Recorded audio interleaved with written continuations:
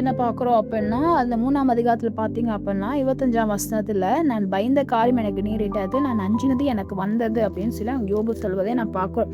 1ஆம் அதிகாரத்தில 5ஆம் வசனத்தில யோபு புஸ்தகத்தில பார்த்தீங்கன்னா, விருந்து செய்கிற அவரவருடைய நாள் வரும் முறை முடிகிற போது, யோபு, "ஒருவேளை என் குமாரர் பாவம் செய்து தேவனை தங் இருதயத்தில் தூஷித்திருப்பார்கள் என்று சொல்லி அவர்களை அழைத்தனுப்பி பரிசுத்தப்படுத்தி அதிகாலை எழுந்து அவர்கள் எல்லாருடைய இலக்கத்தின்படியையும் சர்வான தகன பலியையும் என்ன பண்ணுவான் செலுத்துவான். இந்த பிரகாரமா யோபா நாட்கள் எல்லாம் செய்து வருவான் அப்படின்னு சொல்லி பார்க்கிறோம்.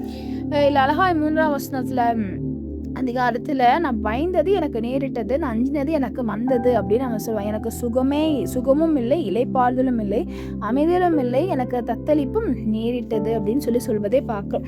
இன்னைக்கு நம்ம நிறைய நேரங்களில் நம்ம பயந்து போன ஒரு சூழ்நிலையில் நம்ம இருக்கிறோம். இன்னைக்கு இது நடந்துருமோ அது நடந்துருமோன்னு நினைக்கிறோம். நிறைய நேரங்களில் நம்ம பயந்தது நமக்கு நடந்ததாகவே இருந்து நம்ம பார்த்துருக்கோம்ல.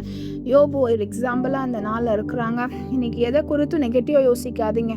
நெகட்டிவாக உங்கள் மைண்டில் இருக்கவே கூடாது. நெகட்டிவ் வந்துச்சு உடனே அதை எரேஸ் பண்ணிவிட்டு, "இயேசுப்பா எனக்கு நன்மையானதை செய்வார், என் வாழ்க்கையில் நன்மையானதே அவர் செய்வார்" அப்படின்னு சொல்லி நீங்கள் சொல்லி பாருங்கள். கர்த்தர் உங்களோட வாழ்க்கையில் எல்லா நெகட்டிவையும் மாற்றி நன்மையானதே கர்த்தர் உங்களுக்கு தந்து கர்த்தர் வழி நடத்துவார். கர்த்தர் தாமே உங்களை ஆஸ்வதிப்பாராக.